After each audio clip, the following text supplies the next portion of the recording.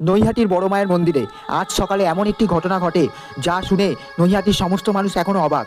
ভোরে এক ভক্ত নাম সুশান্ত বহুদিনের মনস্কামনা পূরণের আশায় মন্দিরে এসেছিলেন। তার ছোট মেয়ে অসুস্থ ছিল বহুদিন ধরে, অনেকদিন চিকিৎসা করিয়েও কোনো উপকার হচ্ছিল না।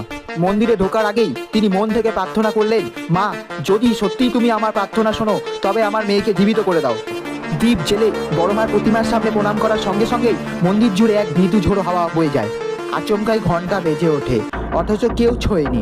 সুশান্ত কিছুটা হতবাক হয়ে তাকিয়ে দেখলেন প্রতিমার চোখ থেকে এক ফোঁটা জলের বিন্দু ঝরে পড়ছে। ঘন্টাখানেক পর বাড়ি থেকে ফোন আসে, তার মেয়ের জ্বর হঠাৎ কমে গেছে। ডাক্তারও অবাক হয়ে বলেন, এ যেন এক অলৌকিক আরোগ্য। লোকেরা বলে বড় মা যখন কারো মনোবাসনা পূরণ করেন তখন তার মূর্তি থেকে বর্ষিত হয় অশ্রু। আর সেই আশ্চর্যটি নৈহাটির মাঠে আবারও প্রত্যক্ষ হলো। নৈহাটির বড় মায়ের প্রতিদিনের অলৌকিক ঘটনা সাক্ষী হতে চাইলে চ্যানেলটিকে অবশ্যই সাবস্ক্রাইব করুন। যে আপনার সাথেও যদি এরকম কোনো অলৌকিক ঘটনা ঘটে থাকে কমেন্টে অবশ্যই জানাবেন। মন থেকে বড় মার নাম স্মরণ